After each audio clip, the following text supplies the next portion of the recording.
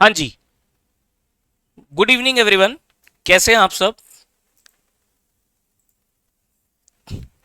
Yes.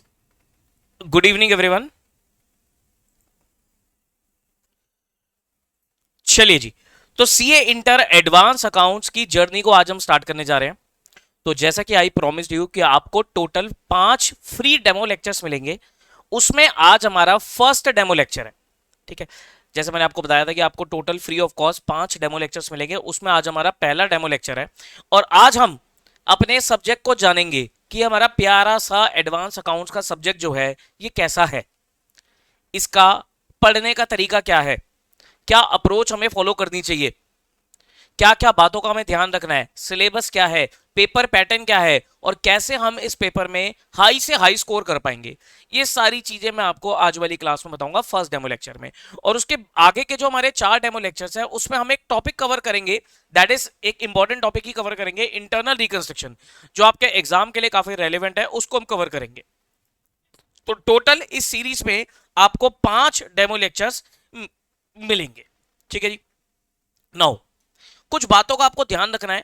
आज हमारी first class है तो आपको पूरी सारी बातों का ध्यान रखना है। पूरा आपको बताऊंगा कि क्लासेस का किस तरीके से आपको ये सारी चीजें देखनी है। पहले मैं एक ब्रीफ इंट्रोडक्शन, अपना छोटा सा इंट्रोडक्शन दे देता हूं। My self Varun Jain, I am chartered accountant by profession. I started teaching in 2012। 2012 में मैंने पढ़ाना शुरू कर दिया था। ठीक है जी। और अभी चल रहा है 2025, तो मुझे लगभग 13 साल का एक्सपीरियंस है। सीए फाउंडेशन लेवल पे अकाउंट्स पढ़ाता हूं मैं। सीए इंटर लेवल पे आपका एडवांस अकाउंट्स एंड ऑडिट पढ़ाता हूं। और सीए फाइनल लेवल पे आपका financial reporting and advance auditing, ये पेपर मैं लेता हूं। ठीक है। और सेम एक सीएमए कोर्स होता है, तो सीएमए कोर्स में भी मैं अकाउंट्स और ऑडिट लेता हूं। तो यू कैन से कि अकाउंट्स एंड ऑडिट पढ़ाने का मुझे लगभग अप्रोक्सीमेटली 13 इयर्स का एक्सपीरियंस है। तो 13 इयर्स एक अच्छा खासा एक्सपीरियंस है। मतलब आपको ये नहीं लगेगा कि कोई नया बंदा आपको आके पढ़ा रहा है, नहीं सर, अच्छा खासा एक्सपीरियंस है।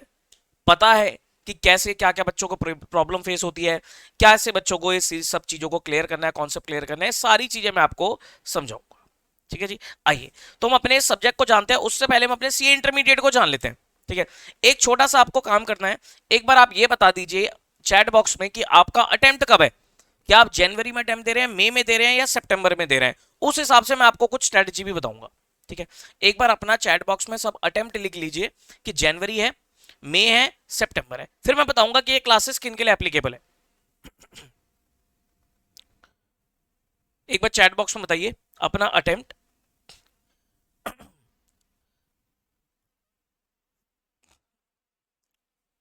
जनवरी 26, ओके। बाकी बच्चे बताइए। जैन 26, ओके। ठीक है। देखिए जी, ये जो हमारा कोर्स है, ये जो हमारा एडवांस अकाउंट्स का कोर्स है, ये किन के लिए एप्लीकेबल है? जिन लोगों का भी अटेम्प्ट जनवरी 26 में है उनके लिए भी एप्लीकेबल है। जो लोग मई 26 में प्लानिंग कर रहे हैं उनके लिए भी एप्लीकेबल है। और जो लोग सितंबर में प्लानिंग कर रहे हैं उन सबके लिए एप्लीकेबल है। मतलब 3 अटेम्प्ट का मेरा फोकस है। कमिंग जनवरी 26, मई 26 एंड सितंबर 26, इन सब के लिए एप्लीकेबल है। कोई उसके बाद का बच्चा हो, जनवरी 2027 में मुझे जो एग्जाम देने हैं सर, 27 के लिए अभी क्लासेस लेने का कोई फायदा नहीं है। तो 27 वाला बच्चे को ले ये क्लासेस कुछ खास काम नहीं आएंगी। क्यों? क्योंकि सर कुछ चेंजेस भी आ जाते हैं, अमेंडमेंट्स भी आ जाती है, फ्रेश रिकॉर्डिंग पढ़ेंगे तो ज्यादा बेटर रहेगा। लेकिन ये क्लासेस जनवरी 26, मई 26, सितंबर 26 तक एप्लीकेबल है, तब चलेंगी। ठीक है। ओके। सर सीए इंटरमीडिएट में आपको पता है कि आपके 3 पेपर है। ग्रुप 1 की बात करूं मैं अगर, तो ग्रुप 1 में आपके 3 पेपर है। एडवांस अकाउंट्स, उसके बाद आपका एक लॉ है, और फिर टैक्स है। पासिंग क्राइटेरिया आपको पता है कि भाई इंडिविजुअली हर एक पेपर में आपको 40% चाहिए, और आपको एग्रीगेट कितना चाहिए? 50% चाहिए। तो 300 में से 50% कितना हो गया? 150 नंबर चाहिए। ये ग्रुप 1 हो गया। और ग्रुप 2 की अगर बात करें तो सर ग्रुप 2 में आपका कॉस्ट एंड मैनेजमेंट अकाउंटिंग है, ऑडिट है, और आपका एफएम एसएम है। इसमें भी सेम आपका वही 150 नंबर चाहिए। अगर दोनों दोनों ग्रुप साथ में देते हो, अगर आप लोग दोनों ग्रुप साथ में देते हो तो दोनों को मिलाकर आपको 300 नंबर चाहिए होते हैं। ठीक है। मतलब अगर ग्रुप 1 में कम नंबर आते हैं, ग्रुप 2 में ज्यादा आते हैं, तो सेट ऑफ हो जाता है। तो 300 नंबर दोनों को मिलाकर चाहिए, सेट ऑफ करके बच्चे बहुत पास होते हैं। ये मैं आपको बता रहा हूं, ठीक है। बट अगर कोई बच्चा जनवरी में एग्जाम दे रहा है और अभी स्टार्ट कर रहा है, तो गाइस आपके लिए ग्रुप 2 अभी पॉसिबल नहीं है, आप एक ही ग्रुप पे ध्यान दो। लेकिन अगर कोई मई में या सितंबर में प्लानिंग कर रहा है तो वो बोथ के लिए भी जा सकता है। इसके ऊपर भी मैं आता हूं, इसके ऊपर मैं भी आता हूं। फिलहाल सर ये जो 3 पेपर हैं, एडवांस अकाउंट्स, लॉ और टैक्स, तीनों में से सबसे ज्यादा टफ कौन सा है? ओके, एक क्वेश्चन आएगा ना सर, सबसे ज्यादा टफ कौन सा है, मुश्किल बता दो।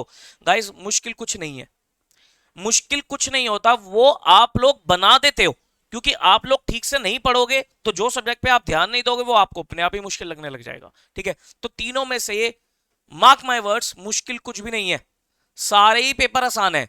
बट सबको पढ़ने की एक स्ट्रेटजी होगी, एक तरीका होगा जो आपको फॉलो करना है, ठीक है। आपको अच्छी, हर पेपर में, तीनों पेपर में आपको अच्छी क्या चाहिए, गाइडेंस चाहिए जो आपको फॉलो करती है, ठीक है। हाँ, ये जरूर मैं कह सकता हूं कि तीनों में से लेंदी पेपर अगर पूछोगे तो सर लेंदी पेपर है टैक्स, उसके बाद है एडवांस अकाउंट्स और उसके बाद है लॉ। सर लेंदी तीनों ही है। अब ये नहीं कह सकते कि सर लॉ आपने 3rd नंबर पे बोला तो लॉ का सिलेबस बहुत कम होगा, ऐसा कुछ नहीं है। तीनों ही पेपर लेंदी है, तीनों में ही आपको पूरी मेहनत करनी पड़ेगी, टाइम देना पड़ेगा और कवरेज होगी, ठीक है। लेकिन हाँ, तीनों में अगर कंपेयर किया जाए तो टैक्स सबसे ज्यादा लेंदी है, एडवांस अकाउंट्स भी कुछ कम नहीं है, एडवांस अकाउंट्स का सिलेबस भी कुछ कम नहीं है, सारे के सारे तो आपके कोर्स में अकाउंटिंग स्टैंडर्ड्स है।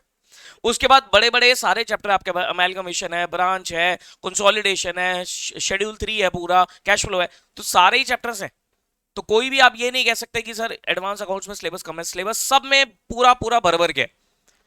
बस आपको चाहिए मेहनत, आपको चाहिए डिसिप्लिन, ठीक है।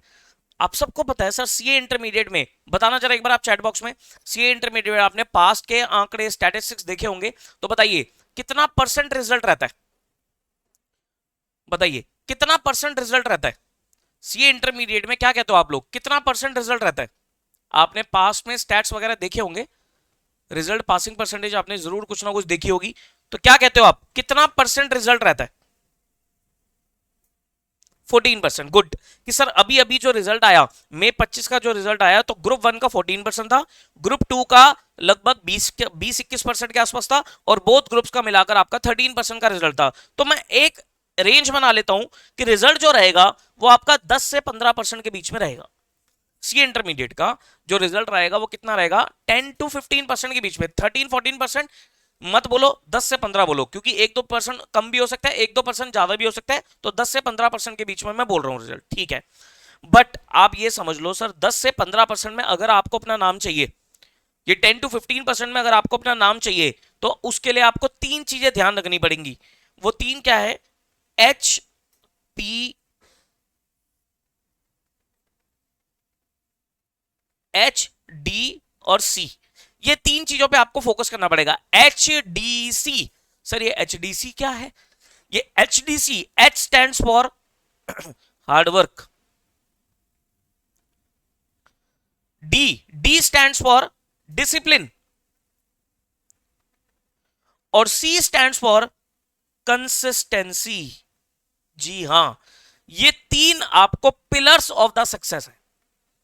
आप चाहे इंटरमीडिएट में हो, चाहे आप फाइनल में जाओ, देखो इंटरमीडिएट से ना आपकी जर्नी डिफरेंट मोड ले लेती है। जब आप फाउंडेशन में चल रहे होते हो ना, हालांकि आप फाउंडेशन भी इन्होंने टफ कर रखा है तो कोई ऐसी बात नहीं है, लेकिन फिर भी मैं फाउंडेशन में बोलूंगा कि फाउंडेशन में ट्रैक आपका यूं होता है, सीधा सीधा ट्रैक होता है, लेकिन जैसे इंटर में जाते हो ना तो आपका ट्रैक हल्का सा शिफ्ट होने लग जाता है। फाइनल, इंटर फाइनल का जो ट्रैक होता है वो अलग रेंज में चला जाता है, बिकॉज सर फाउंडेशन में सिलेबस कम होता है, पेपर थोड़ा सिलेबस आसान भी रहता है, तो बच्चा आराम से उसको कवर अप कर लेता है।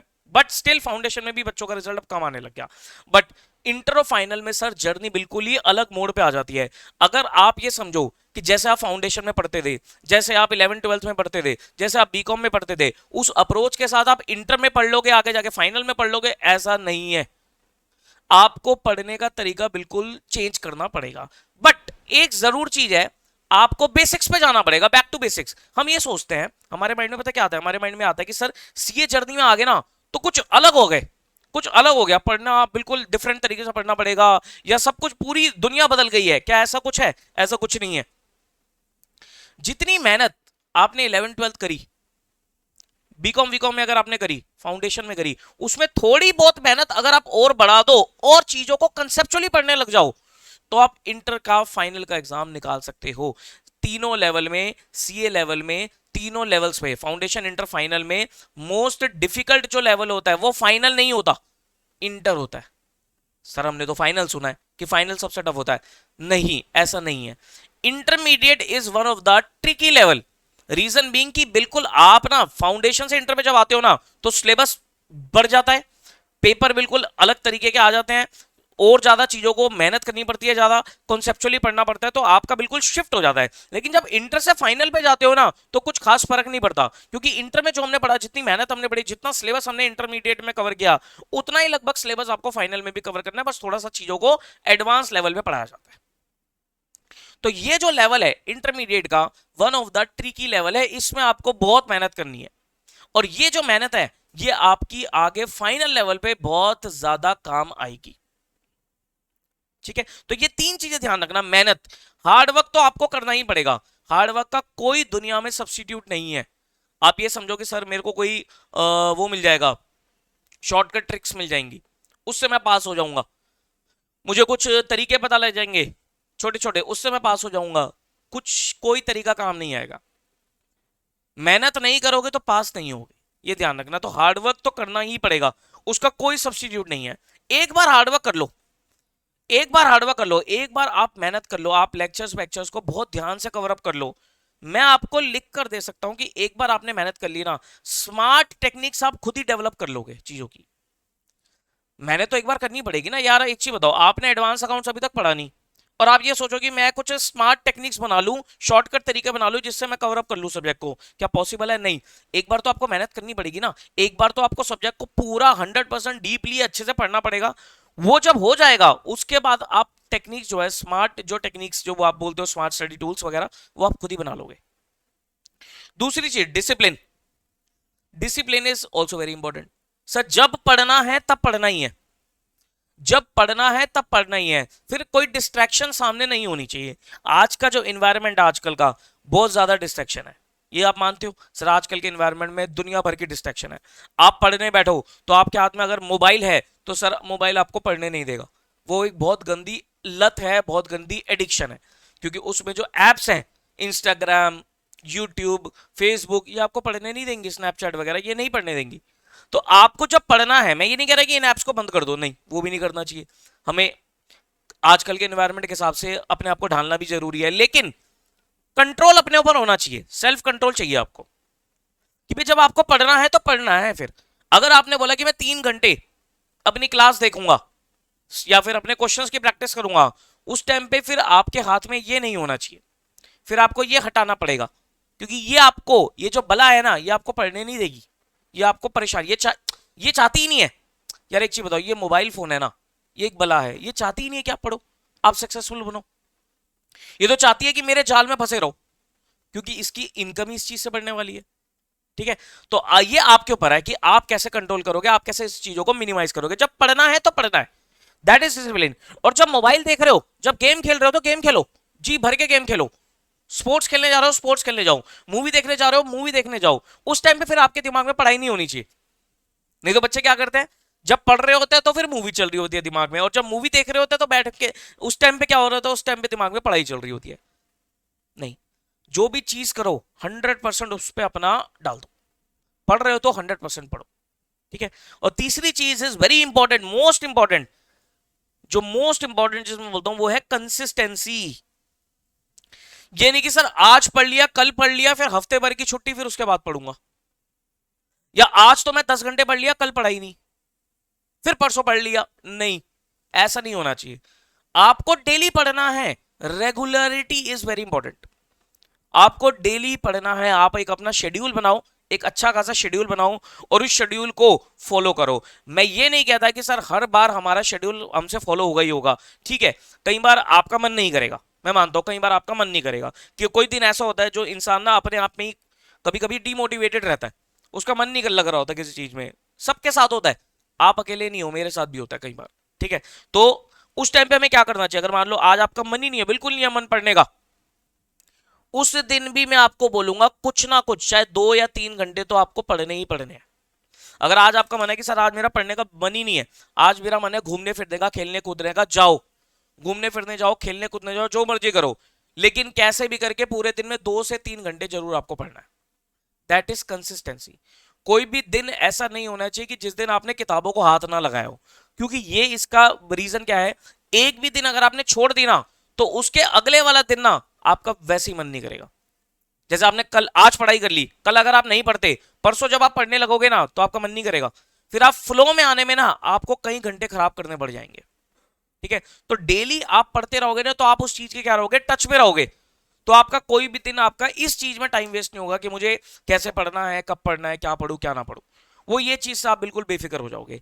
तो कंसिस्टेंसी इज वेरी इंपॉर्टेंट। तो सक्सेस के लिए आपको ये 3 चीजों का ध्यान रखना पड़ेगा, HDC।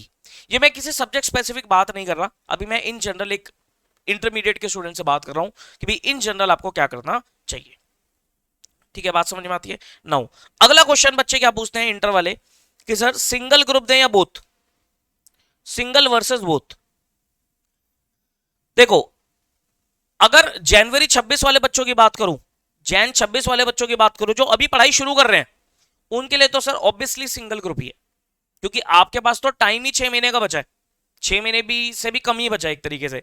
तो आपके लिए तो है ही सिंगल ग्रुप। फिर आप बोथ ग्रुप्स के लिए नहीं जा सकते, बोथ ग्रुप्स की प्लानिंग आप, दूसरे ग्रुप की प्लानिंग आप एग्जाम के बाद करना।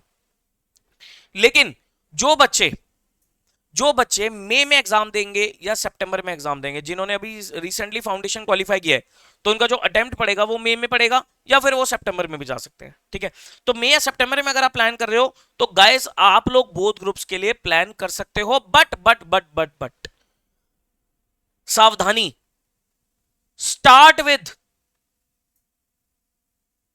Group 1 only. जी हां, क्या बोला मैंने कि आपको ग्रुप 1 से ही स्टार्ट करना है। एक बच्चा कह रहा है सर मैं ग्रुप 2 सितंबर में दे रहा हूं, बेटा फिर आपका ना अलग केस है, आप ग्रुप 2 सितंबर में दे रहे हो तो आप पढ़ चुके होंगे ना ग्रुप 2, कोई दिक्कत नहीं है।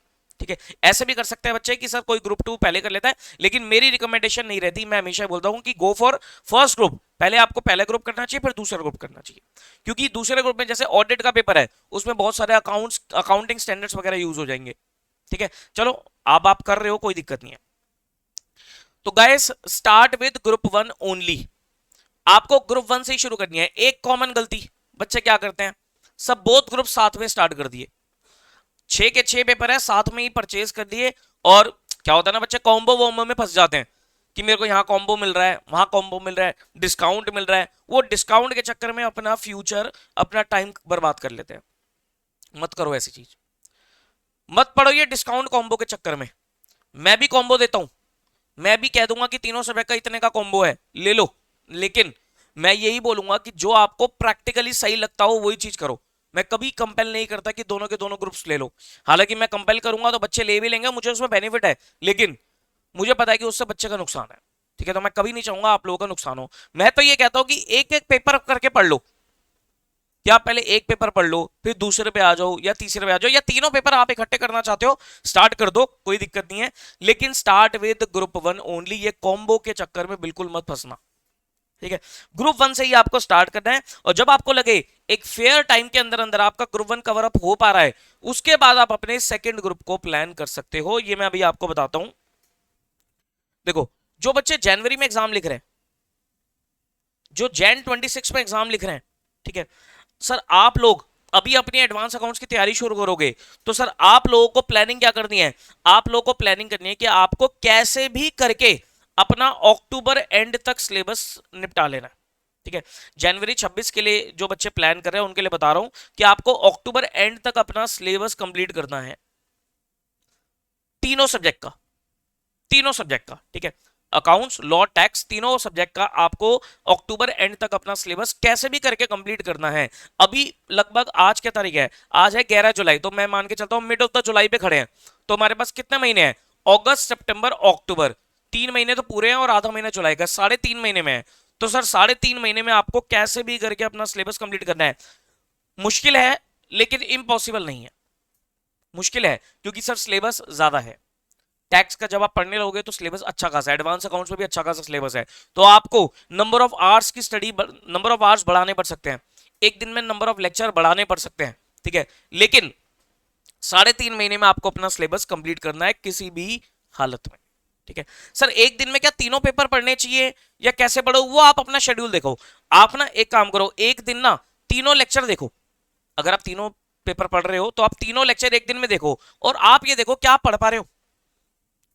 चीजें हमेशा रियलिस्टिक करो। अगर आपको लगता है कि आप तीनों लेक्चर कवर कर पा रहे हो, कि भाई तीनों लेक्चर कवर करने में मैं मान के चलता हूं कि 2-2 घंटे के भी लेक्चर होते हैं और टैक्स का एक 3 घंटे का पकड़ लेते हैं, तो ये 7 घंटे हो गए। 7 घंटे के लेक्चर हो गए, 4-5 घंटे की सेल्फ स्टडी होगी। तो अगर आपको लगता है कि आप तीनों लेक्चर प्लस सेल्फ स्टडी कर पा रहे हो, आपको हैवी नहीं लग रहा, तो एक दिन में तीनों क्लासेस देख लो, कोई दिक्कत नहीं है, उससे जल्दी होगा आपका सिलेबस कंप्लीट।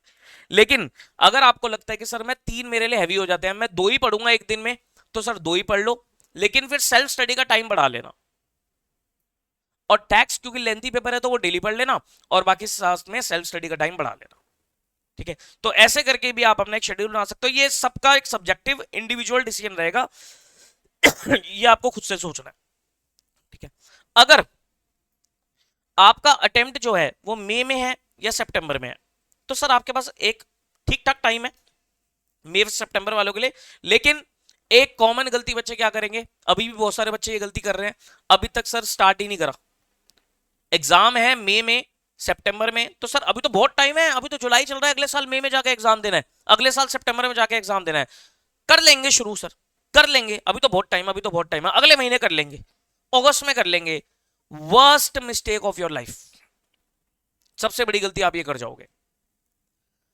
करना है तो सर स्टार्ट करो ना, छोड़ क्यों रहे हो, रुक क्यों रहे हो, एक सब्जेक्ट से स्टार्ट कर लो।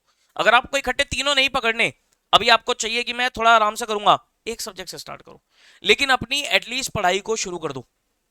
क्योंकि ये कॉमन गलती मई सितंबर वाले करेंगे कि सर बाद में करेंगे, बाद में करेंगे। आप समझो आप अपना टाइम बर्बाद ही कर रहे हो और कुछ नहीं है, you are killing your time. ठीक है, तो मई सितंबर में अगर आपका एग्जाम है तो आपको अभी स्टार्ट कर देना चाहिए।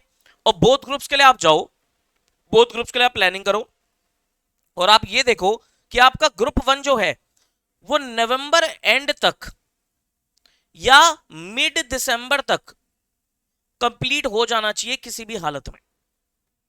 तब आप जाके नवंबर एंड तक करोगे तो सर बेस्ट है, नवंबर एंड तक करोगे तो आप बिल्कुल बेस्ट पोजीशन में हो। तो आपको अपना सिलेबस नवंबर एंड तक किसी भी हालत में कंप्लीट करना है। अगर आप ये टारगेट नवंबर एंड वाला अचीव कर लेते हो तो सर आप ग्रुप 2 के लिए जा सकते हो। क्योंकि फिर ग्रुप 2 मान लो आपने दिसंबर में भी स्टार्ट किया, तो सर दिसंबर से लेकर आप ये लगा लो मैक्सिमम मिड मार्च तक इसे निपटा देना।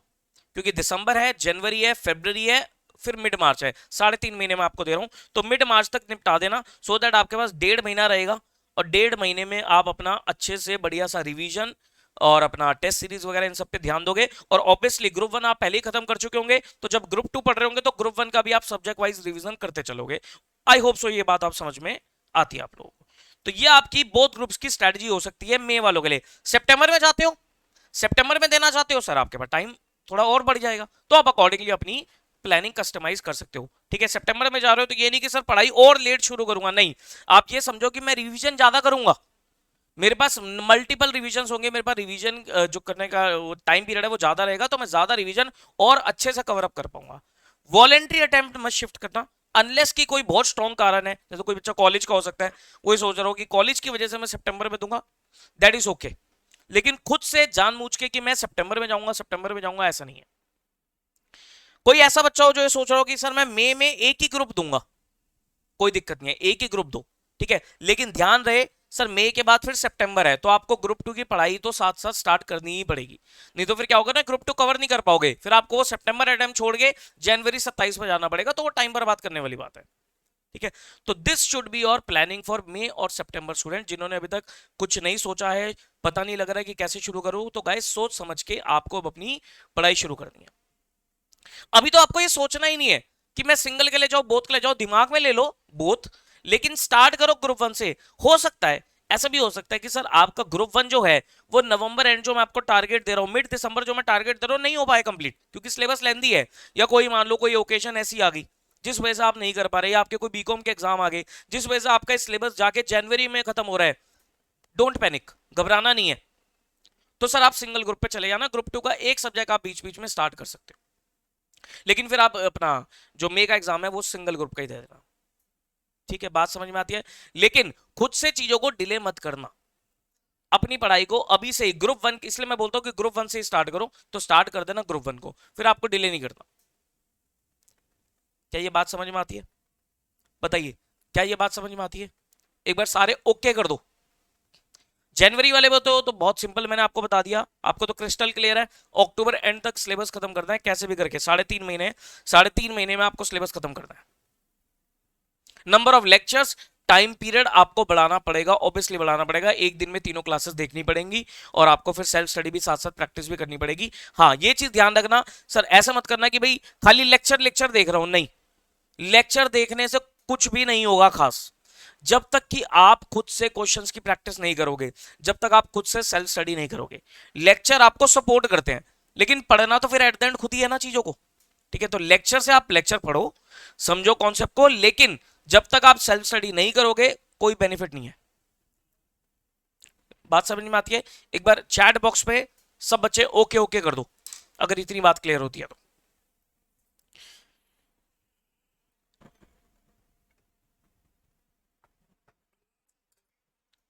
चलिए जी, अब सर व्हाट अबाउट क्लासेस, थोड़ा क्लासेस के बारे में बताइए।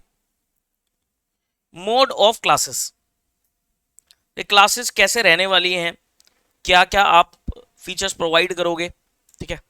इज इट लाइव क्लासेस, कैसे है? देखो classes sir, this is recorded classes, recorded classes मिलेंगी आपको, फुली अपडेटेड, फुली अपडेटेड आपको रिकॉर्डेड क्लासेस मिलेंगी। बस इसमें फीचर क्या है, लाइव डाउट सेशंस। देखो लाइव क्लासेस लूंगा उस पर टाइम बहुत ज्यादा जाएगा, कोई फायदा नहीं है, टाइम वेस्ट ही करने वाली बात है। रिकॉर्डेड क्लासेस है, आपके लाइव डाउट सेशन रहेंगे हर 7 से 10 दिन में। मैं पूरा ऐसे कमिटमेंट नहीं करता कि सर इतने दिन में हो जाएगा, 7 to 10 डेज में मैं एक आपका लाइव सेशन लूंगा। मैं आपको खुद ही शेड्यूल बताऊंगा, मैं अपनी तरफ से आपको खुद ही एक शेड्यूल दूंगा। जैसे क्या हुआ, मैंने आपको ना मान लो शेड्यूल दिया कि भाई अगले 7 दिन में, अगले 7 दिन में आप अमेलगमेशन का और इंटरनल रिकंस्ट्रक्शन का टॉपिक कवर करके चलो।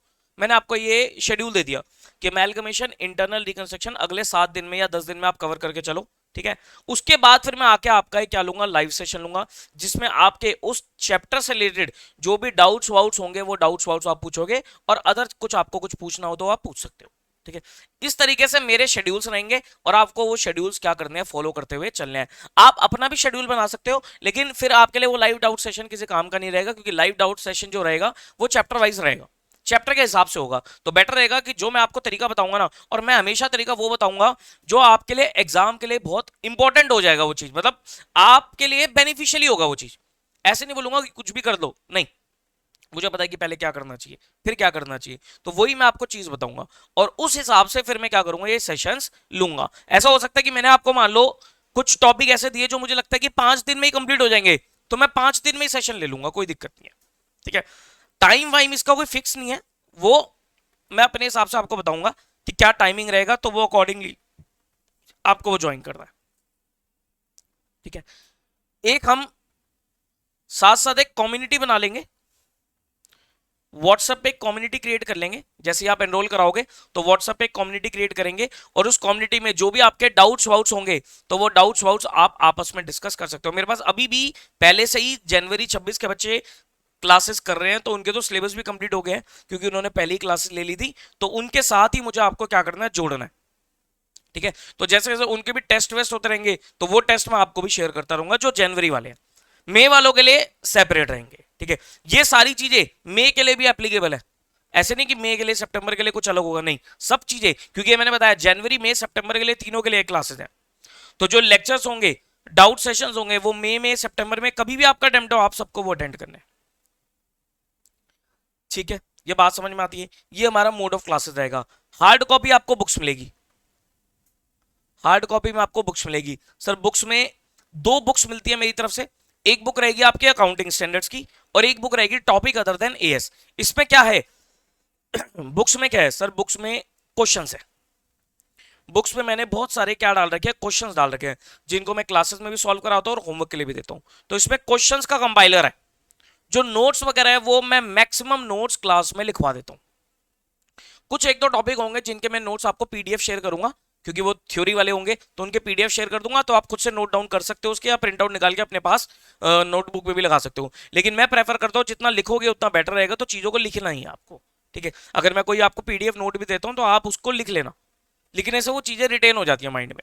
ठीक है, लेकिन मैक्सिमम से मैक्सिमम नोट्स मैं खुद से ही क्लास में लिखवाऊंगा आपको, डिस्कस करेंगे, कॉन्सेप्ट समझेंगे, बहुत सारे मैं एग्जांपल्स देता हूं बीच बीच में, तो वो एग्जांपल्स के साथ फुली अपडेटेड मैं आपको नोट्स भी लिखवाऊंगा। साथ साथ आपको एक केस सिनेरियो बुकलेट मिलेगी। आपको पता है आपके एग्जाम में क्या मिलता है, आपके एग्जाम में केस स्टडीज आती हैं, case scenario based case studies आती हैं, तो वो केस सिनेरियो वाली भी किताब, एमसीक्यू वाली किताब, वो भी आपको मिलेगी, जिसमें लगभग, मेरे को भी एग्जैक्टली याद नहीं है, मेरे ख्याल 70 से 80 जो केस सिनेरियोज बन सकते हैं वो मैंने डाल रखे हैं। ठीक है, तो इससे आपकी बहुत बढ़िया प्रैक्टिस हो जाएगी। तो ये बुक भी आपको मिलेगी, ये बुक आपको पीडीएफ फॉर्म में मिलती है, ये हार्ड कॉपी नहीं मिलेगी, ये पीडीएफ फॉर्म में मिलेगी। इसको पीडीएफ में इसलिए देता हूं, और ये मैं अभी नहीं दूंगा, ये जब आपका सिलेबस पूरा हो जाएगा या होने वाला होगा उसके आसपास दूंगा, क्योंकि केस सिनेरियो बुकलेट अभी कोई काम की नहीं है, क्योंकि उसमें मिक्स होकर केस स्टडीज होती हैं, तो पहले पढ़ लोगे चीजों को, उसके बाद उसे कवर अप करना। तो ये बुकलेट भी आपको मिलेगी, लेकिन वो जब आपका लगभग 80% सिलेबस कंप्लीट हो जाएगा ना, तो जनवरी के लिए, मतलब मैं ये मेरे हिसाब से मोटा मोटा मैं आपको अक्टूबर के आसपास दे दूंगा ये। ठीक है, फिर आप उसमें अपनी क्या कर सकते हो, प्रैक्टिस वगैरह कर सकते हो, कोई डाउट्स वाउट्स हो वो डाउट्स वाउट्स भी हम साथ में लेते रहेंगे। ठीक है, तो ये केस सिनेरियो बुकलेट मिलेगी, ये बुक्स मिलेंगी। ओके, कवरेज लेक्चर्स में सर क्या क्या कवरेज रहेगी, क्वेश्चंस कहां कहां से उठा रखे हैं। आईसीएआई स्टडी मैट पूरा कवर है, आरटीपी पास्ट एग्जाम क्वेश्चंस ये सब पूरे कवर है। ठीक है, बट मैं स्टिल आपको ये बोलूंगा, आपको जो बुक मिलेगी मेरी, वो बुक में मैक्सिमम सारी चीजें कवर है, बट फिर भी मैं आपको बोलूंगा कि आपको आईसीआई का स्टडी मटेरियल जरूर देखना है, एक बार जरूर देखना है, पढ़ना नहीं है वो, उसमें कोई आपको थ्योरी कंटेंट या कॉन्सेप्ट उसमें से नहीं पढ़ने, वो तो लेक्चर से ही आपको देखने हैं, लेकिन स्टिल आप क्वेश्चंस आईसीआई के देखना, उनकी प्रेजेंटेशन जरूर देखना। हालांकि मेरी जो प्रेजेंटेशन है क्वेश्चन की, वो आईसीआई से मोस्टली मैच करेगी, एक आध चीजें हैं जो थोड़ी सी मैं अलग तरीके से कराता हूं, तो लेकिन वो भी एक्सेप्टेबल है। ठीक है, तो आईसीआई का स्टडी मैट आपको देखना है, प्लस जो भी आरटीबीज हैं, जो भी पीवाईक्यूज हैं, वो भी आपको देखने हैं। अभी तक मई 24 से स्टार्ट हुआ था न्यू कोर्स, तो मई 24 हो गया, उसके बाद सितंबर 24 हुआ, फिर जैन 25 हुआ, फिर उसके बाद आपका मई 25 हुआ, अभी सितंबर 25 हो जाएगा। ठीक है, तो जनवरी 26 वालों के लिए ये 5 अटेम्प्ट, और जो मई सितंबर में जाएगा उसके लिए जनवरी 26 अटेम्प्ट भी हो जाएगा, और सितंबर वालों के लिए मई 26 भी हो जाएगा। तो आपके पास बहुत अच्छी कवरेज है, बहुत अच्छी कवरेज है, बहुत क्वेश्चंस मिलेंगे आपको। तो आपको ये सारे अटेम्प्ट के आरटीपी पीवाईक्यू भी देखने हैं, कुछ भी नहीं छोड़ोगे आप, एक चीज भी नहीं छोड़ने दूंगा मैं आपको, सब कुछ करके जाओगे, क्योंकि जब तक कवरेज पूरी नहीं होगी तब तक कॉन्फिडेंस नहीं मिलेगा, और जब तक कॉन्फिडेंस नहीं मिलेगा तब तक इस पेपर में अच्छा स्कोर नहीं कर पाओगे। ठीक है, बात समझ में आती है। ठीक, अब सर एक चीज बता दो छोटी सी, ये जो पेपर है एडवांस अकाउंट का, इसका नेचर क्या है, नेचर ऑफ द सब्जेक्ट, क्या ये प्रैक्टिकल है, क्या ये थ्योरी भी है, मिक्स है।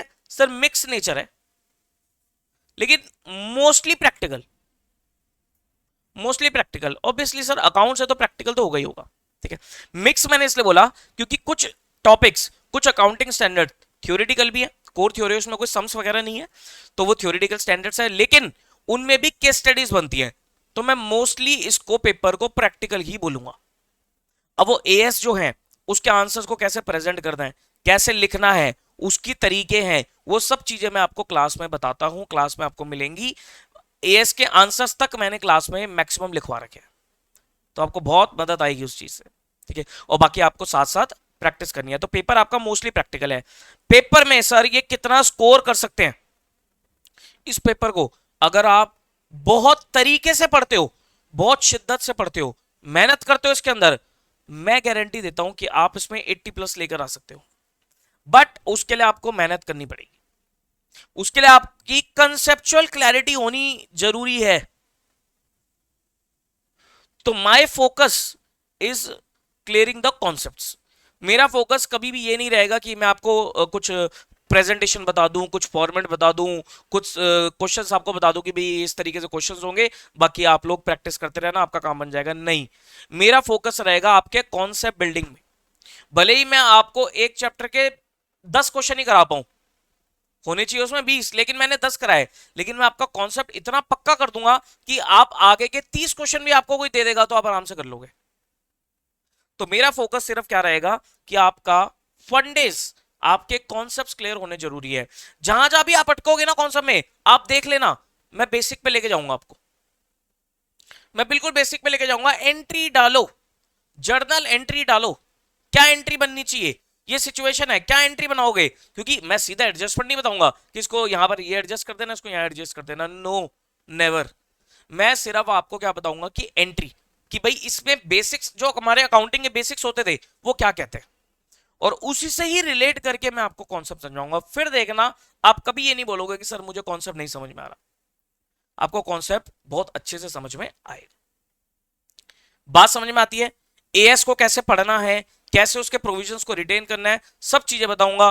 कुछ बीच बीच में आपको फ्लो चार्ट्स बनवाऊंगा, समरी बनवाऊंगा खुद से, और कॉन्सेप्ट्स बिल्डर के एग्जांपल जो क्वेश्चंस होते हैं, वो कॉन्सेप्ट क्वेश्चंस होते हैं, वो लिखवाऊंगा। एक टॉपिक हम पढ़ते हैं कंसोलिडेशन, उस पे जितने सवाल, जितने क्वेश्चंस बुक में है, उससे ज्यादा तो मैंने कॉन्सेप्ट बिल्डर्स लिखवा दिया आपको। तो सब करोगे जब आप लेक्चर्स, तो आपको पता लग जाएगा। ठीक है, तो आप इस चीज से बिल्कुल बेफिक्र हो जाओगे कि आपके कॉन्सेप्ट बिल्कुल पक्के हो जाएंगे। लेकिन जितनी मेहनत मैं करूंगा आपके साथ, उससे ज्यादा मेहनत आपको भी इस सब्जेक्ट के साथ करनी है, तो जाके इस सब्जेक्ट में आपकी मास्टरी बनेगी। और इंटर लेवल पे आ गए हो, always follow master of a particular subject. कभी भी ये मत सोचना कि भाई, जैसे आपने मुझसे एडवांस अकाउंट्स ले लिया फॉर एग्जांपल, आपको लगता है कि भाई मैं एडवांस अकाउंट्स बहुत अच्छे से पढ़ा रहा हूं, और आपको लगता है कि हाँ सर तो एक्सपर्ट है, और बाकी के मेरे पेपर, मेरे पास लॉ भी है, टैक्स भी है, कॉस्टिंग भी है, सारे पेपर है मेरे पास। ये नहीं कि सर मैं सारे पेपर यहीं से ले लेता हूं, क्योंकि अगर सर अच्छा पढ़ा रहे तो बाकी भी अच्छे ही होंगे। नहीं, ऐसा कुछ जरूरी नहीं होता है। पर मैं किसी टीचर को, अपने टीचर को कभी ये नहीं बोल रहा कि वो सब अच्छे नहीं है। मेरे पास एक से एक एक्सपर्ट टीचर है, लॉ के बहुत एक्सपर्ट टीचर है, टैक्स के बहुत एक्सपर्ट टीचर है। बट मैं आपको यही बोलूंगा कि भाई उनके डेमो अटेंड करो। डेमो अटेंड करने के बाद अगर आपको क्लियर होता है, समझ में आता है, तो जाना, नहीं तो कोई बात नहीं, जहां आपको समझ में आता है वहां चले जाओ। एट द एंड आपको समझ में आना चाहिए, आपकी क्लैरिटी होनी जरूरी है। बात समझ में आती है? तो ये जो इंटर फाइनल लेवल होते हैं ना, यहां पर आपको सब्जेक्ट स्पेसिफिक टीचर लेना चाहिए। Don't follow the trap of the combos. ठीक है, बात समझ में आती है? ठीक, चलो, ये बातें थी सर आपको किस तरीके से पढ़ना है। कोई भी आपके क्वेरी है, कोई भी डाउट है, तो आप चैट बॉक्स में पूछ सकते हो गाइस। कोई भी आपका डाउट है तो you can ask in the chat box, आप लोग पूछ लीजिए चैट बॉक्स पे, कुछ भी आपको पूछना है। माइक क्लासेस में बंद ही रहेगा, जो भी है चैट बॉक्स में ही रहेगा। चैट बॉक्स में आपको कुछ पूछना हो तो पूछ लो। फिर मैं अभी दो चीजें मेरे को और बतानी है, paper pattern and then syllabus. पढ़ाई तो हमारी अगली क्लास से शुरू होगी, सब्जेक्ट हमारा जो अपना चैप्टर जो भी हमें करना है वो अगली क्लास से शुरू होगा। फिलहाल के लिए आपको कुछ पूछना है तो आप पूछ सकते हो, कोई भी आपके माइंड में कुछ क्वेश्चन क्वेरी चल रही हो, क्योंकि मैंने काफी हद तक बता दिया कि भाई किस तरीके से आपको पढ़ना है।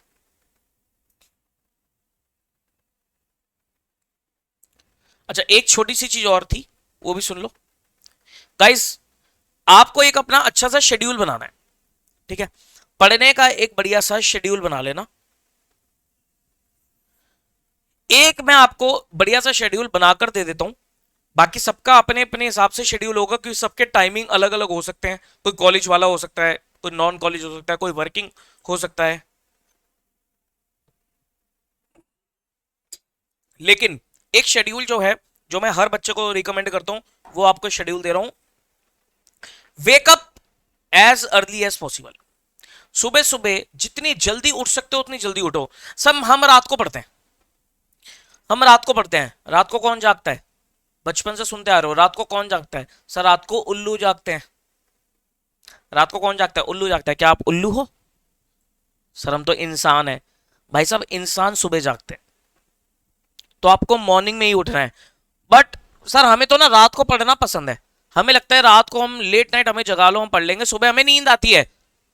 मोस्टली बच्चे ये बोल देते हैं कि सर सुबह हमें नींद आने लग जाती है। मिथ है ये। आप उठ के तो देखो, लेकिन वो उठोगे तब जब आप रात को टाइम से सोओगे। ठीक है, तो एक शेड्यूल सा बना के देता हूं मैं कहता हूं कि आप जितनी जल्दी उठ सकते हो 4 बजे उठ जाओ। सर 4 नहीं उठ पाएंगे, मुश्किल है। चलो कोई नहीं, अभी स्टार्टिंग में आप 4 नहीं उठ पाओगे, 5 बजे उठ जाओ। ठीक है, वेकअप 5 AM, 5 बजे उठो। ठीक है, 5 बजे उठ के आप उठते ही अपना फ्रेश व्रेश हो जाओ, ब्रश वश कर लो, साथ में आपको कुछ अपना कॉफी वगैरह पीनी है, ग्रीन टी वगैरह पीनी है। उठते ही ये चाय वगैरह वैसे पीनी नहीं चाहिए, बट स्टिल अगर आपको पीनी है तो पी लो। ग्रीन टी वगैरह पी लो, गर्म पानी P low, black coffee P low. Black coffee से नींद भाग जाती है, ब्लैक कॉफी पी लो, लेकिन ओवर कंजम्पशन इसका भी नहीं होना चाहिए, अच्छी नहीं है हेल्थ के लिए।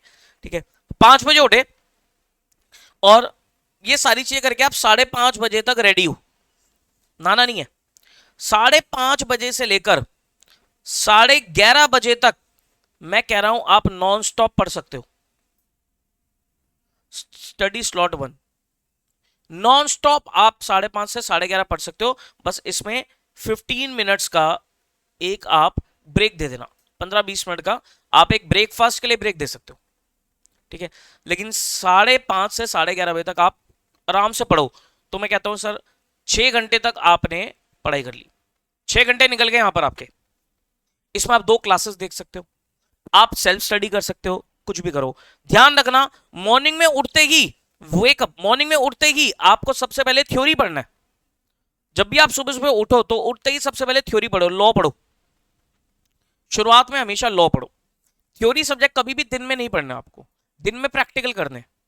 ठीक है, क्योंकि दिन तक क्या होते होते दिन तक थक जाते हो, खा पी लेते हो, काफी दिन निकल चुका होता है, तो फिर थोड़ा लेजीनेस आने लग जाती है बॉडी में। उस टाइम पे थ्योरी पढ़ोगे तो पक्का नींद आएगी आएगी। मॉर्निंग में उठते ही आप थ्योरी पढ़ो, लॉ पढ़ो या टैक्स पढ़ो। ठीक है, तो ये आपने पढ़ा, मतलब जो भी है 2 सब्जेक्ट मान लो, लॉ और टैक्स, ये एग्जांपल दे रहा हूं, आप अपने हिसाब से बता लेना अपना शेड्यूल। ठीक है, तो लॉ और टैक्स को आपने 6 घंटे दे दिए। ठीक है, 11:30 बज गए। अब आप क्या करोगे, सर अगर आपको नहाना धोना है तो नहाना धोना कर लो, नहीं तो आप सो जाओ। उसके बाद 11:30 बजे से 1 बजे तक मैं कहता हूं कि आप सो जाओ, 1 घंटे के लिए आप सो जाओ। नहा धो लो, नहा धो के सो जाओ, या सो जाओ 1 घंटे के लिए, उसके बाद उठ के नहा धो लो, जैसे भी आपको ठीक लगे। ठीक है, बट 1 बजे के बाद लंच वंच करके, लंच वंच करके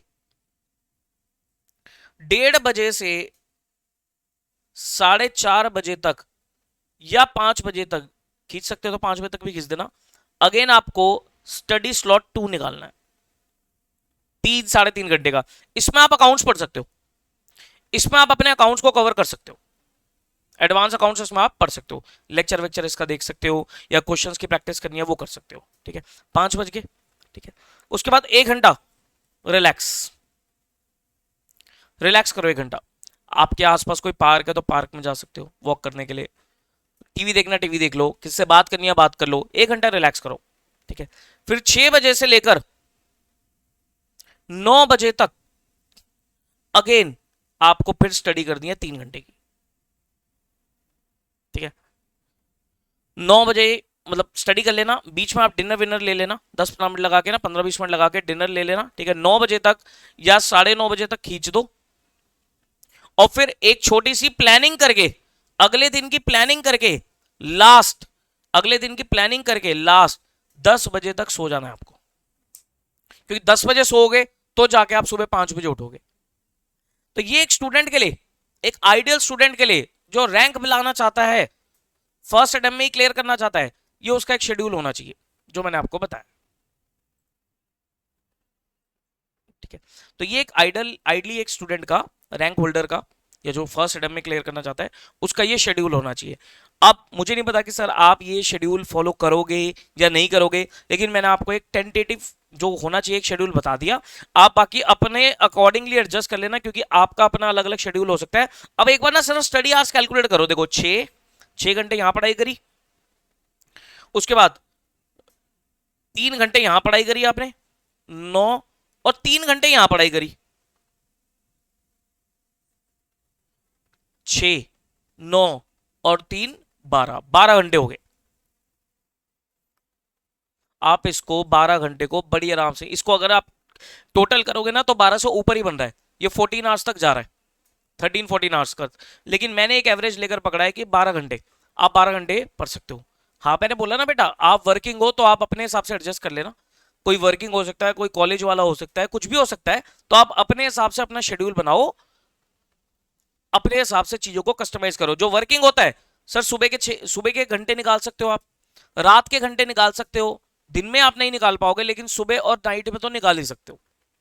ठीक है, तो आप उस हिसाब से अपना शेड्यूल करो। ठीक है, that is up to you कि कैसे आपको शेड्यूल बनाना है। बस जो मैंने आपको एक डेडलाइन दे रखी है कि आपको अक्टूबर एंड तक अपना सिलेबस खत्म करना है फॉर जैन 26, और नवंबर एंड तक सिलेबस खत्म करना है फॉर मई सितंबर 26। ठीक है, तो आप उस डेडलाइन को फॉलो करके चलना। ठीक है, चलिए अब हम आते हैं अपने सब्जेक्ट के ऊपर, और इस सब्जेक्ट में जानते हैं कि इसका पेपर पैटर्न क्या है। पहले पेपर पैटर्न जानते हैं। पेपर पैटर्न सुनना ध्यान से, पेपर पैटर्न।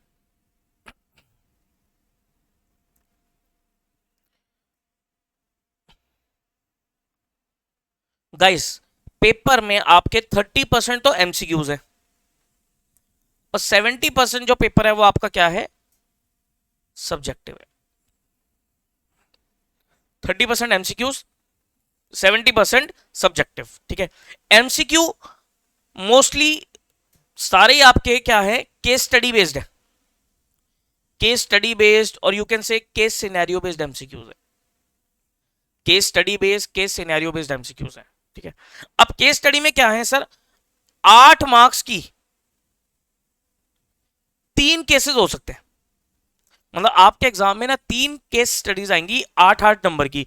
अच्छा ऐसा भी हो सकता है, और ऐसा भी हो सकता है 8+8+6, ऐसा भी हो सकता है कि मतलब 2 8-8 नंबर के आगे और एक 6 नंबर की केस स्टडी आ गई, ऐसा भी हो सकता है। ठीक है, लेकिन एक रफली पकड़ के चलता है कि 8-8 नंबर की 3 केस स्टडी आएंगे, मतलब एक पूरा केस सिनेरियो होगा, और उसमें आपके 4 एमसीक्यूज होंगे 2-2 नंबर के, तो 8 नंबर के होंगे, क्योंकि कैलकुलेशन वाले होंगे इसलिए 2-2 नंबर के। या 6 नंबर में आ रहा है तो एक केस स्टडी होगी आपकी, उसमें 3 एमसीक्यूज हैं 2-2 नंबर के, प्लस साथ में आपके पास 2-2 नंबर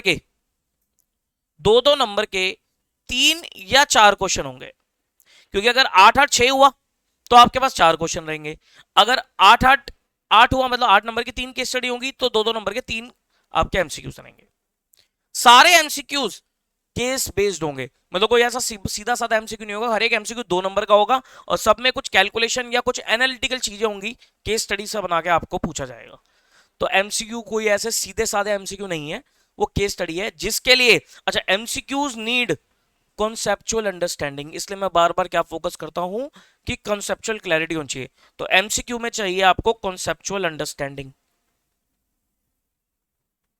तो आपका कॉन्सेप्ट बिल्कुल क्रिस्टल क्लियर होना चाहिए, इतना क्रिस्टल क्लियर होना चाहिए कि सर आपको कुछ भी क्वेश्चन बना के दे दो, आपको समझ में आ जाए कि हाँ क्या क्वेश्चन है, कहां से क्वेश्चन है। नहीं तो बच्चे अगर कॉन्सेप्ट पे ध्यान नहीं देते तो आधे बच्चों को केस स्टडी समझ ही नहीं आ रही होती कि क्वेश्चन आ कहां से गया। बहुत सारे बच्चे तो यही नहीं समझ पाते कि क्वेश्चन आया कहां से है। वो क्यों नहीं समझ पाते, because lack of conceptual clarity, concept पे ध्यान नहीं दिया।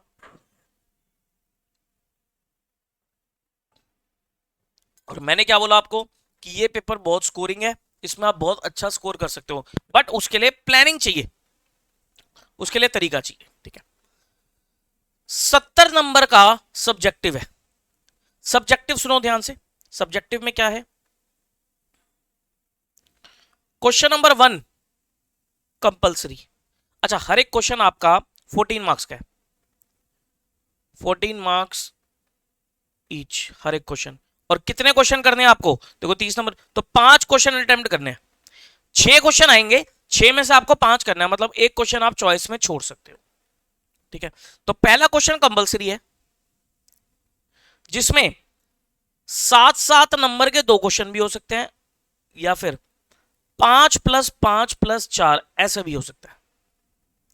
ठीक है, और 99.9% ये जो कंपल्सरी क्वेश्चन है ये अकाउंटिंग स्टैंडर्ड्स का होगा, एएस बेस्ड होगा ये क्वेश्चन। ठीक है, AS are very important, AS पे बिल्कुल भी हम कोई ढील नहीं दे सकते, ठीक है। तो ये क्वेश्चन नंबर 1 जो कंपलसरी है वो 7 मार्क के 2 क्वेश्चन हो सकते हैं, या 5-5 4 नंबर के ऐसे 3 क्वेश्चन भी हो सकते हैं, एएस बेस्ड क्वेश्चन होगा ये, ठीक है। उसके बाद क्वेश्चन नंबर 2, फिर क्वेश्चन नंबर 3, फिर क्वेश्चन नंबर 4, 5 और 6। तो ये पांच में से कोई भी आपको 4 क्वेश्चन अटेम्प्ट करने हैं, मतलब एक क्वेश्चन आप छोड़ सकते हो, चॉइस है। क्वेश्चन नंबर 2, ये आपका ज्यादातर देखा गया है फाइनेंशियल स्टेटमेंट्स, मतलब जो शेड्यूल 3 होता है उसका क्वेश्चन होता है, या कई बार इंटरनल रिकंस्ट्रक्शन, आईआर लिख रहा हूं मैं शॉर्ट में, इंटरनल रिकंस्ट्रक्शन पे आ सकता है क्वेश्चन। क्वेश्चन नंबर 3, इसके 2 पार्ट देखे गए हैं आज तक। एक कैश फ्लो का क्वेश्चन देखा गया है 7 नंबर का, और दूसरा क्वेश्चन किसी अकाउंटिंग स्टैंडर्ड्स का आ सकता है, या बायबैक का आ सकता है, या इंटरनल रिकंस्ट्रक्शन का आ सकता है 7 नंबर का। क्वेश्चन नंबर 4 अमेलगमेशन का देखा गया है 14 मार्क्स का। क्वेश्चन नंबर 5 कंसोलिडेशन का देखा गया है 14 मार्क्स का।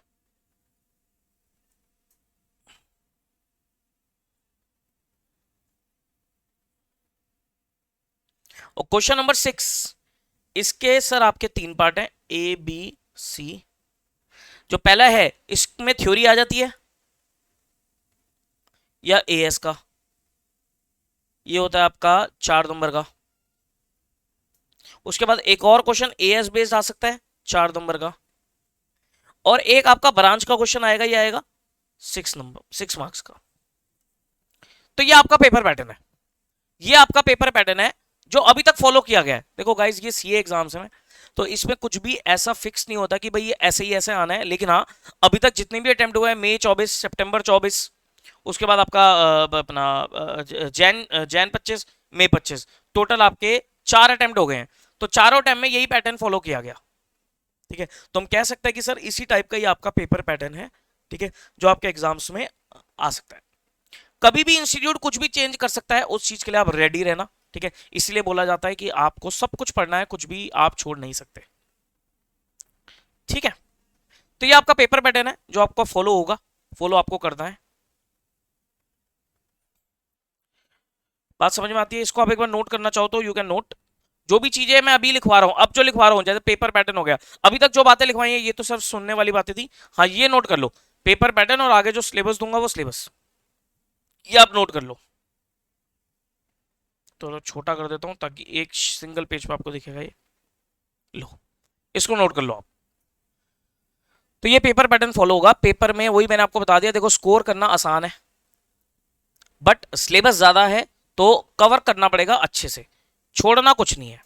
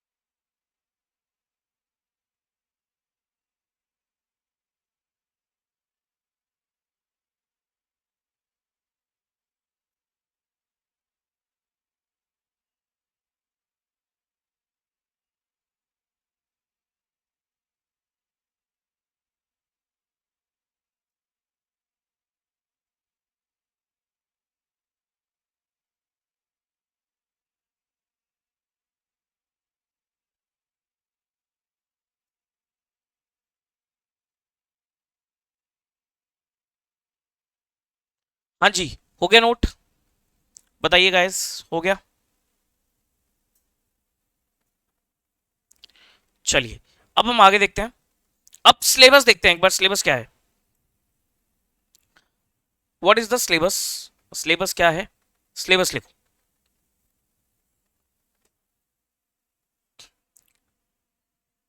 सिलेबस, सिलेबस को 2 पार्ट्स में डिवाइड किया गया, जैसे मैंने बुक बना रखी है 2 बुक्स, ऐसी मैं 2 पार्ट्स में से डिवाइड कर रहा हूं। एक हो गया आपका अकाउंटिंग स्टैंडर्ड्स एएस, और एक हो गया other than as, other than as.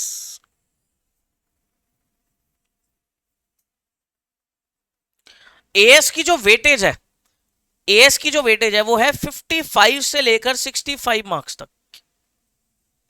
55 से लेकर आपके पेपर में 55 से लेकर 65 मार्क्स तक एएस है।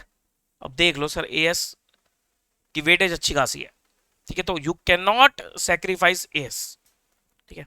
बाकी अदर देन एएस, बाकी टॉपिक से पहले अदर देन एएस ही बता देता हूं। देखो अदर देन एएस में एक थ्योरी टॉपिक आएगा आपका framework, framework for preparation and presentation of financial statement as per accounting standard, ये पूरा नाम है, framework for preparation and presentation of financial statement as per accounting standards, ठीक है।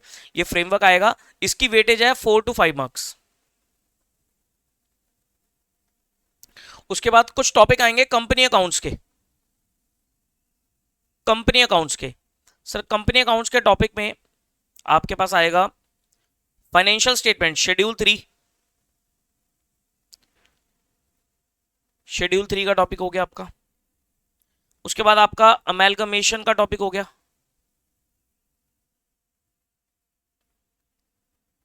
इंटरनल रिकंस्ट्रक्शन का टॉपिक हो गया, और एक बायबैक ऑफ सिक्योरिटीज, बायबैक का टॉपिक हो गया, ठीक है। ये सब जो टॉपिक है, ये सब जो टॉपिक है, इनकी वेटेज मिलाकर है 30 से 35 नंबर, 30 to 35 मार्क्स। 30 से 35 नंबर के टॉपिक हो गए, कौन कौन से? कंपनी अकाउंट्स के, शेड्यूल 3, अमेलगमेशन, इंटरनल और बायबैक, 30 से 35 नंबर के। और एक आपका टॉपिक हो गया ब्रांच, तो सब ब्रांच की वेटेज 6 नंबर, 6 मार्क्स का आपका ब्रांच है। तो कुल मिला के यू कैन से कि सर 30, 36, 40, 40 से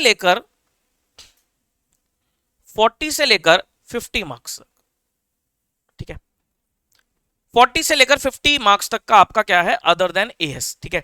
मैं तो यू कैन से मेजॉरिटी एएस है और बाकी अदर देन एएस है। सो कंसोलिडेशन को मैंने एएस का पार्ट बनाया क्योंकि कंसोलिडेशन में 3 एएस है, एएस 21, 23 और 27, उसको मैंने एएस वाले पार्ट में डाला है, ठीक है। तो ये आपके अदर देन एएस हो गए, बाकी सारे हमारे क्या है? एएस है, बाकी सारे हमारे एएस है, ठीक है। अब ये लिखना शुरू करो। सबसे पहला टॉपिक आएगा आपका introduction and applicability of as. One of the ignored topic but important topic, इसे इग्नोर करते हैं बच्चे, पढ़ के नहीं जाते एप्लीकेबिलिटी ऑफ एएस को, कि एएस किस किस पर एप्लीकेबल है, कितने टाइप्स की एंटिटीज होती हैं, कहां कहां पर किस किस को क्या क्या एग्जामिशंस हैं, और इंपॉर्टेंट है ये, इस पे एमसीक्यू या कोई आपका क्वेश्चन बन सकता है, आराम से बन सकता है।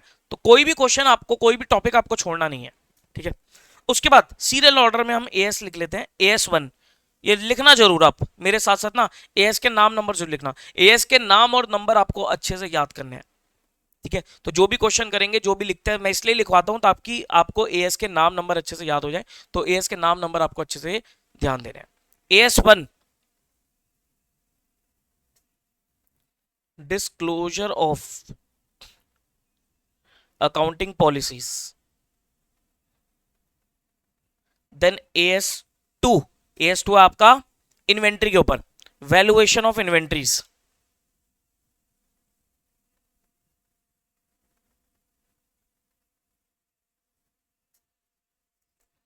Then AS3 cash flow statement. अच्छा, कैश फ्लो स्टेटमेंट जो है ये आपका एक चैप्टर भी है, कैश फ्लो स्टेटमेंट एक चैप्टर भी है, मैंने आपको ऊपर लिखवाया था ना पेपर पैटर्न में, देखो 7 नंबर का कैश फ्लो, ठीक है।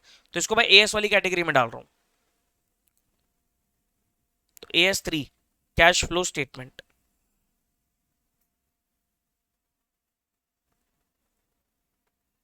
AS4 ये एक थ्योरेटिकल स्टैंडर्ड है, कंटिंजेंसीज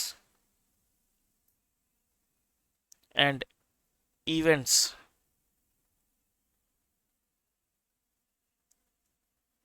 occurring after balance sheet date. AS5, AS5 आपका changes in accounting policies, extraordinary item, इनके ऊपर है। तो इसका नाम है नेट प्रॉफिट और loss for the period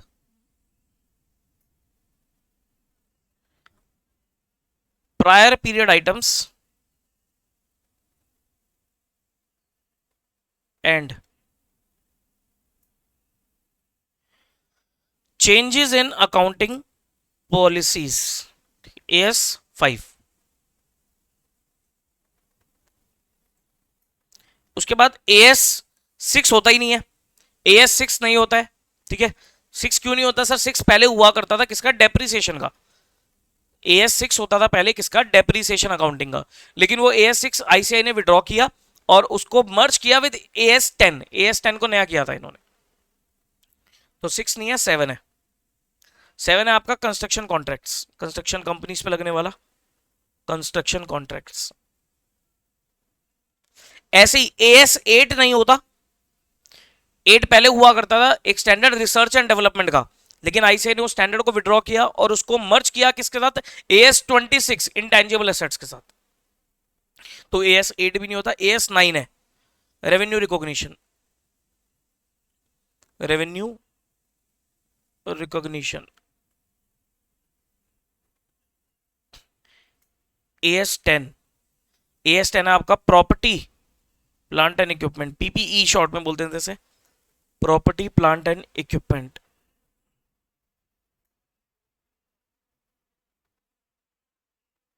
AS11 foreign exchange का है, इसका नाम है the effects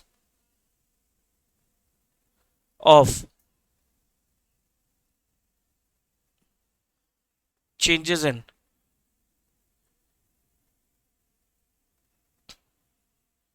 foreign exchange rates. AS12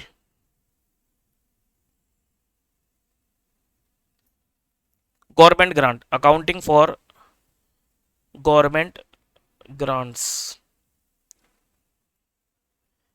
AS13 accounting for investments, investment accounting का।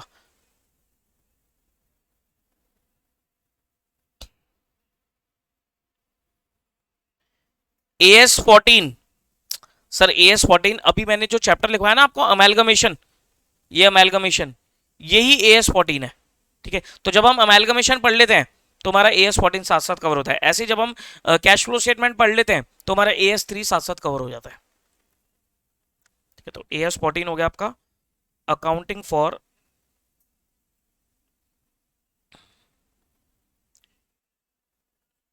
Amalgamation. AS15 employee benefits.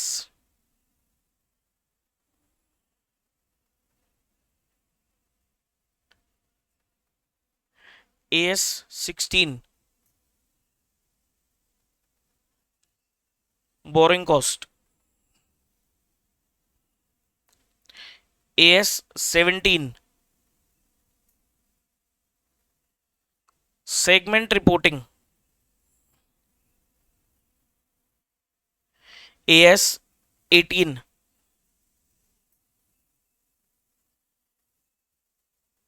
Related party disclosures. AS19 leases, accounting for leases. AS20 EPS earning per share.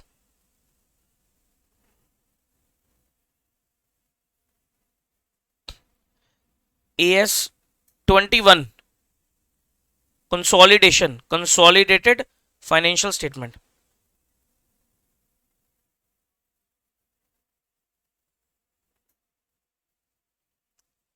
AS22 defer tax, defer tax asset, defer tax liability सुना होगा आपने। तो AS22 है accounting for taxes on income.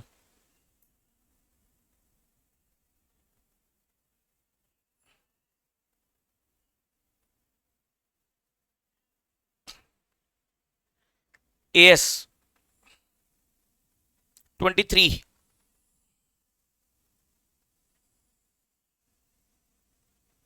accounting for associates in consolidated financial statements.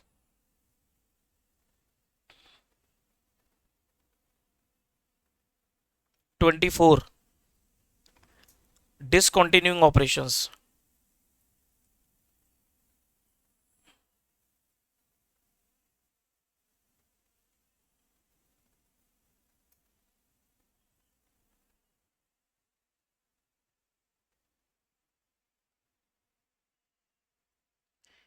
AS 25, interim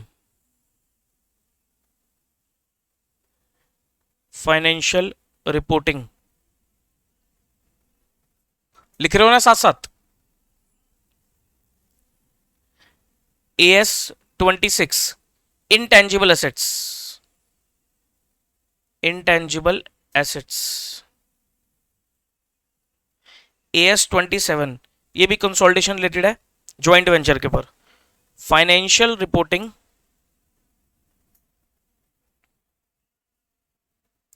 of interest in joint venture.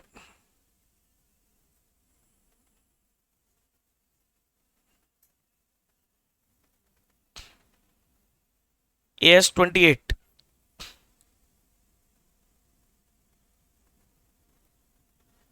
impairment of assets. And AS 29, provision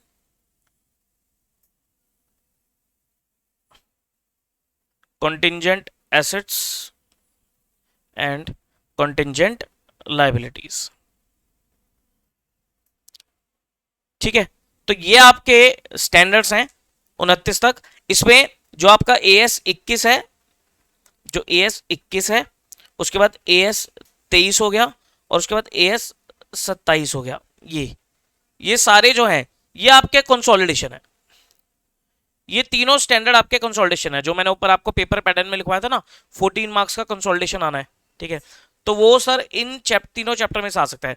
पिछली बार के paper में ऐसे ही हुआ था, 10 नंबर का तो AS 21 का क्वेश्चन आया, उसके बाद एक 4 नंबर का पता नहीं 23 का था या 27 में से था.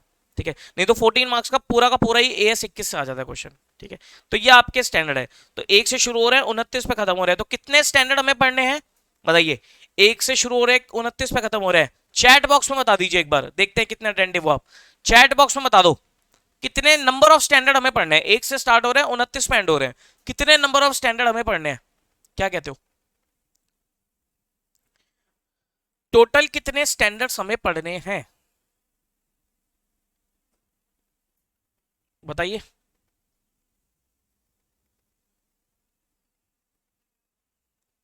टोटल कितने स्टैंडर्ड हमें पढ़ने हैं.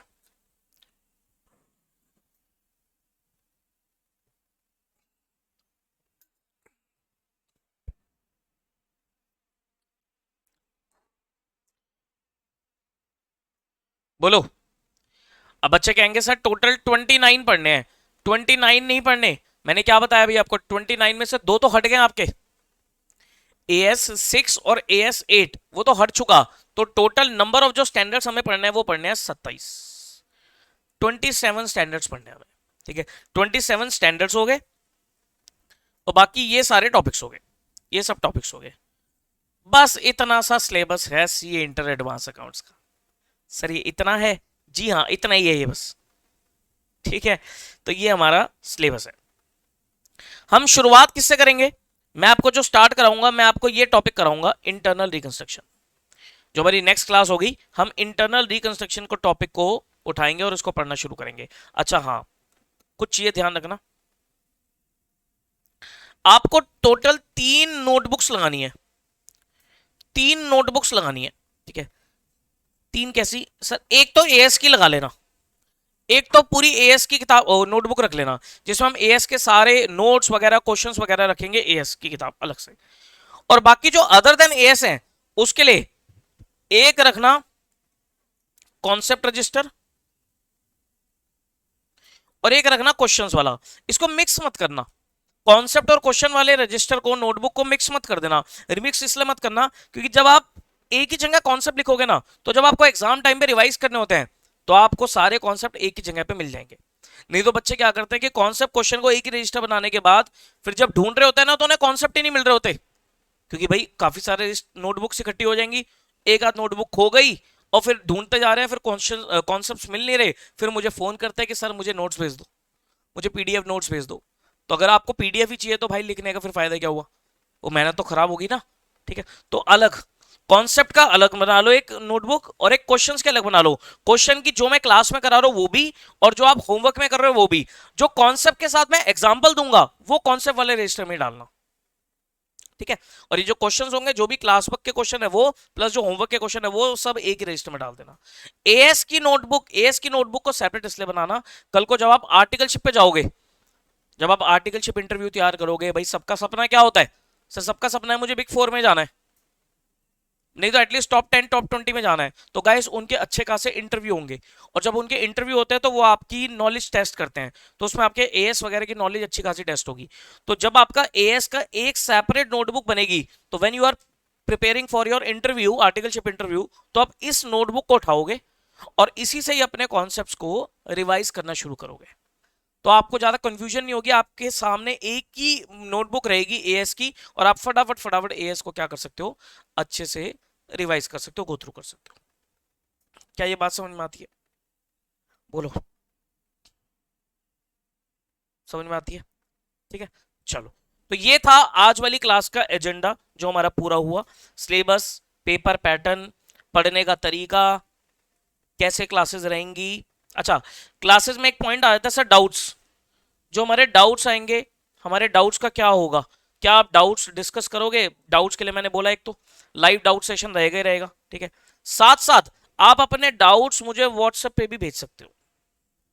भाई छोटे मोटे डाउट्स हैं तो आप व्हाट्सएप पे भी क्लियर कर सकते हो, वो भी एक आपका तरीका है। लेकिन मैं एक चीज आपको रिकमेंड करूंगा, जैसे मान लो आप वो देख रहे हो, फॉर एग्जाम्पल इंटरनल देख, चलो तो मेरे साथ कर लोगे, अमेलगमेशन है, अमेलगमेशन का आप लेक्चर 1 देख रहे हो, लेक्चर 2 देख रहे हो लेट से, तो लेक्चर 2 में आपका कोई डाउट आया, ठीक है, और आप ना उसको तुरंत ही मेरे पास मत भेजना। मैं ये कहूंगा कि आप ना पहले ये टॉपिक पूरा कर लो अमेलगमेशन का, जो भी चैप्टर के आपके डाउट हैं, तो कोशिश करना कि वो डाउट आप एक जगह नोट करते रहो, और आप ना पहले वो टॉपिक पूरा कर लो। मैं आपको कह रहा हूं कि मैक्सिमम डाउट, 100% ही डाउट कह सकता हूं मैं, 100% डाउट आपके, जब आप लेक्चर पूरे कर लोगे ना, वो टॉपिक पूरा कर लोगे, आपके डाउट ही खत्म हो जाएंगे। रीजन बीइंग, क्योंकि कुछ चीजें होती है जो एकदम से क्लिक नहीं करी, एकदम से वो पॉइंट नहीं समझ में आया, लेकिन जब आप आगे बढ़ रहे हो, जब आप आगे क्वेश्चन की प्रैक्टिस कर रहे हो, धीरे धीरे कॉन्सेप्ट और आगे बढ़ा रहे हो, तो आपके पिछले वाली चीज भी क्लियर हो जाती है। तो ये चीज आप थोड़ा ध्यान रखना कि डाउट को एकदम से भेजोगे तो मैं बता दूंगा, लेकिन बेटर रहेगा कि आप वो टॉपिक पूरा कर लो पहले। टॉपिक पूरा करने के बाद आप देखना आपके मैक्सिमम डाउट खत्म हो जाएंगे। इसलिए मैंने क्या बोला, ये जो डाउट सेशन रहेंगे ये टॉपिक पूरा होने के बाद ही होंगे। मैं इसमें आपको बता दूंगा कि ये टॉपिक रहेंगे, तो वो टॉपिक आपका 100% सारे लेक्चर पूरे होने चाहिए, तब आप ये सेशन अटेंड करना। क्लियर है? क्लियर है? क्लियर है? क्लियर है? क्लियर है जी। क्लासेस के रिगार्डिंग अगर आपको कोई भी इंफॉर्मेशन चाहिए, अभी डिस्काउंट भी चल रहा है, जनवरी 26 के लिए डिस्काउंट चल रहा है, प्लस जो मई सितंबर 26 है, ध्यान से सुनना, डिस्काउंट ऑफर अभी मैंने रिवील किया नहीं है। जनवरी 26 के लिए तो वैसे ही प्राइस पे डिस्काउंट है, ठीक है। मई और सितंबर वाले बच्चे, इनके लिए मैंने एक ऑफर निकाल रखा है, फर्स्ट 10 स्टूडेंट्स, लिमिटेड ऑफर है ये। फिर आप ये मत सोचना कि सर हम तो रह गए इसमें। पहले 10 स्टूडेंट्स के लिए फ्लैट 20% डिस्काउंट है। अभी मैंने इसको रिवील नहीं किया, ओपनली अनाउंसमेंट नहीं करी है इसकी, लेकिन जल्दी हो जाएगी। पहले 10 स्टूडेंट्स के लिए फ्लैट 20% डिस्काउंट है, मई सितंबर वाले, जनवरी वाले नहीं। जनवरी के लिए तो ऑलरेडी प्राइस डिस्काउंटेड है, लेकिन जो मई सितंबर वाला है उसमें पहले 10 स्टूडेंट्स के लिए फ्लैट 20% डिस्काउंट है। लेकिन ये लिमिटेड टाइम ऑफर है, इसी महीने के लिए ऑफर है, और 10 स्टूडेंट है, 10 स्टूडेंट तो फटाफट हो जाएंगे, मुझे खुद नहीं पता लगेगा, 2-3 दिन में ही हो जाएंगे। तो आप वेट ना करते हुए फटाफट डिस्काउंट को वेल कर लो, फिर उसके बाद कोई डिस्काउंट नहीं होगा, फिर हमारा एक रेगुलर प्राइस जो है वो रहेगा। क्लासेस के प्राइसेस के बारे में अगर आपको कांटेक्ट कुछ करना है कांटेक्ट, तो ये एक नंबर दे रहा हूं आपको 9310235483। वैसे ये नंबर स्क्रीन पे भी आ रहा है, ठीक है, तो आप वैसे नंबर नोट कर लो। आप इस नंबर पे आप कांटेक्ट कर लेना, व्हाट्सएप कर देना, कॉल कर देना, ठीक है। मेरा पर्सनल नंबर है 9717175748, ये मेरा पर्सनल नंबर है। बट इस पे सिर्फ आप व्हाट्सएप ही करना, अपना नाम और क्वेरी के साथ ना व्हाट्सएप करना। आपको कोई भी इंफॉर्मेशन चाहिए इस नंबर के थ्रू भी मिल जाएगी, लेकिन इस पर व्हाट्सएप ही करना, इस पर कॉल मत करना। हाँ, ये जो 93 ऊपर वाला नंबर है, इस पर आप कॉल व्हाट्सएप कर सकते हो, कोई दिक्कत नहीं है। वर्किंग डेज में मंडे टू सैटरडे 10 से 6 बजे तक, 10 AM टू 6 PM आप इस पर कॉन्टैक्ट कर सकते हो। क्लियर है बात यहां तक? बोलो बोलो बोलो बोलो बोलो। जी हाँ, ये पांचों के पांचों लेक्चर्स यूट्यूब पे भी अवेलेबल रहेंगे, तो कोई बच्चा अगर बाद में देखता है तो वो बाद में भी यूट्यूब के थ्रू देख सकता है। जो मैंने ग्रुप बना रखा है उस ग्रुप में भी आपको इसका लिंक मिलेगा, ठीक है। चलो फिर आज के लिए इतना ही रखते हैं, बाकी हम करेंगे नेक्स्ट क्लास में। नेक्स्ट क्लास ध्यान रहे, नेक्स्ट क्लास होगी हमारी मंडे को, परसों मंडे को क्लास होगी सुबह 10 बजे। आज भी 10 बजे लेनी थी, लेकिन थोड़ी मेरी तबीयत ठीक नहीं थी आज, तो मॉर्निंग में मंडे को 10 बजे क्लास होगी, ठीक है। ध्यान रखना टाइमिंग, मॉर्निंग में मंडे को मॉर्निंग 10 AM। और टॉपिक स्टार्ट करें हम कौन सा? इंटरनल रिकंस्ट्रक्शन, ठीक है जी। चलिए फिर मिलेंगे मंडे को। All the very best, take care of yourself, bye bye.